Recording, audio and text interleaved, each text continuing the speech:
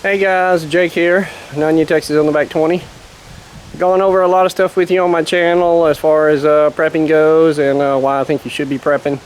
I think it's pretty obvious to everybody by now. So we're going to go into a little different area here on preps. If you can afford it. It is definitely something you need to look into. No matter what mode you use, it's going to make a difference after all this goes down. Now there's a lot of questions as to what's going to happen, why it's going to happen, blah blah blah. As far as I care, guys, it matters not to me anymore who or why or where as far as that goes, because we all know what's coming. Everybody's got their own idea on what it's going to be, how it's going to be, what it might be like. But in an SHTF situation, all variables are open on the table. So you need to try and prepare for that any way that you can. And something that we've done here recently is transportation. All right.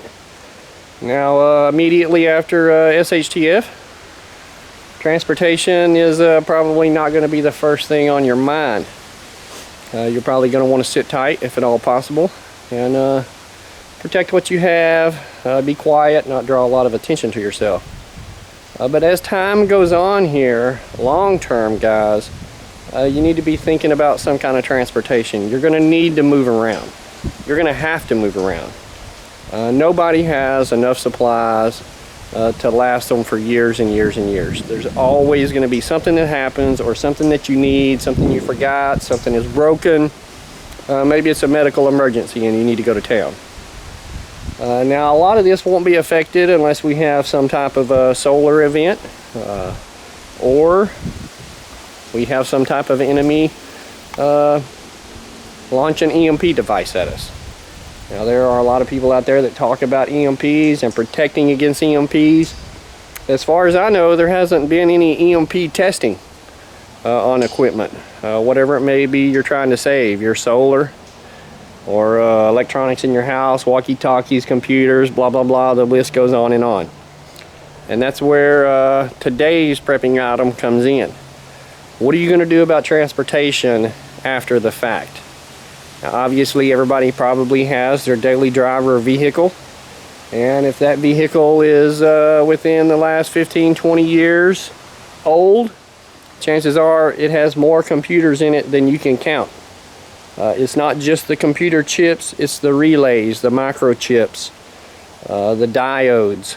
All of these newer vehicles have these things in them.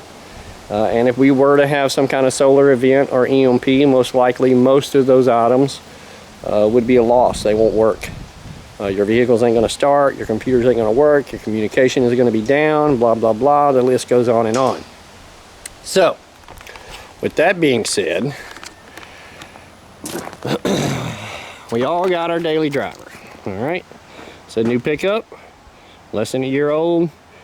That thing has more computers and electronic gizmos, gadgets, oodads and doodads in it than I could ever try to replace, fix, buy spares for, that kind of stuff. It's just going to be impossible if we have some kind of electromagnetic event to make this vehicle run. And again, all of this is dependent on location. How far away are you? How large was the event? Where did it hit? Blah blah blah. There's lots of statistics. You may be thinking an ATV is going to be the way to go, but again, you get into any of these newer ATVs and you're going to have that same problem, guys. These things got more diodes and relays and solenoids and computer chips and digital gauges and all kinds of safety and emission stuff. This one in particular, because it's a diesel, the little Kubota is a diesel. It would be great to have in a SHTF situation, just being diesel. There's all kinds of possibilities with that. But there is tons of electronics on that thing. Again, relays, diodes, solenoids. Takes all kinds of electronic stuff to make this little thing run. That goes for all of your big ATVs. Again, this one's fairly new, but it's full of electronics. It's going to be great to have in a SHTF situation for whatever. There's going to be 100 things that you may or may not need transportation for. What happens when your water runs out? What if you need to travel a mile or half a mile to get water? When's the last time any of y'all have hauled 10 gallons of water for a mile? All right, get out there and try it sometime. You're going to need some kind of alternate transportation. Bicycle, tricycle. We have mountain bikes with wagons, the Schwinn kids wagons that attach behind them to haul things. All possibilities. But this is what we've got. Now, this is a 74 Jeep CJ5. And it just came back from the restore house. We have pretty much restored it from the ground up, frame off restoration. Everything is new in this Jeep. There are very little to no electronics, as you can see. Everything is pretty much manually operated. You got to go back into the 70s, guys, 60s, to really get anything that is not electronic. See if I can open this hood here. Set you down a second.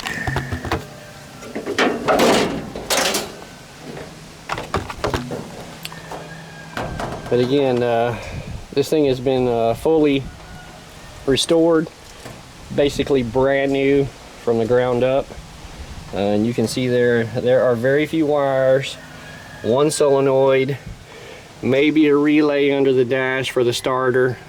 Very basic minimum stuff. All right, 4-cylinder, very efficient.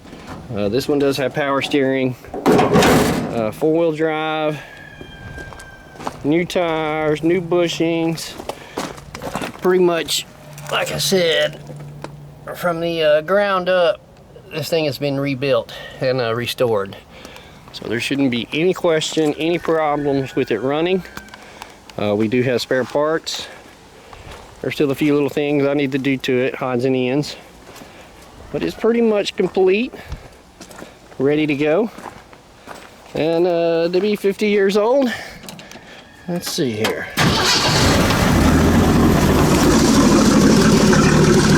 She purrs like a little kitten. Really a nice little Jeep. It's not too beat up. Not a lot of money spent on the restoration.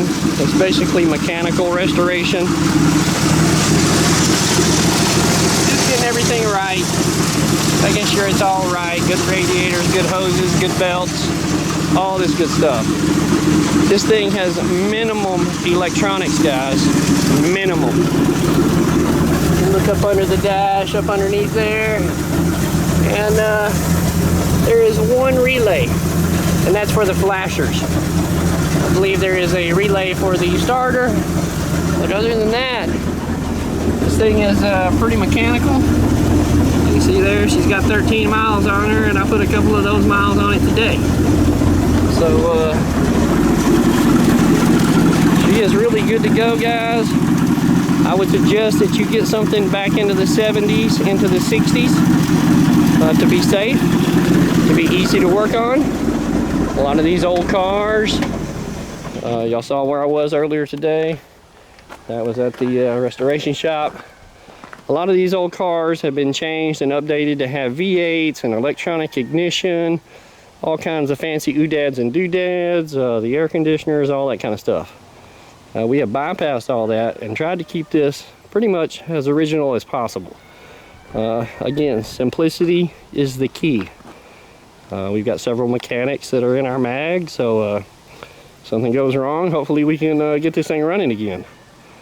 But EMP, solar, shouldn't have too much effect on this vehicle, and gives you something to drive after shit hits the fan, guys. Like I said, you never know what you're going to have to go get, whether it be medical attention, water, food. You may have to travel some ways to get food. You want something that's dependable, reliable, easy to maintain, very basic, very simple. I would look at older Jeeps, maybe some Volkswagens, You can get into the older Chevys and Fords, but they really start costing a lot of money. To be quite honest with you guys, this thing fully restored, all in, we're in about 15, 16,000. We need to get a top for it. That'll be on order. But other than that, it's ready to go, guys. So just a heads up, keep your eyes open out there for some older vehicles. Obviously, they don't have to be this nice, but we just wanted to make sure it was tip-top from the bottom up. Thanks for watching, guys. Hope y'all enjoyed. More to come. Like, share, and subscribe.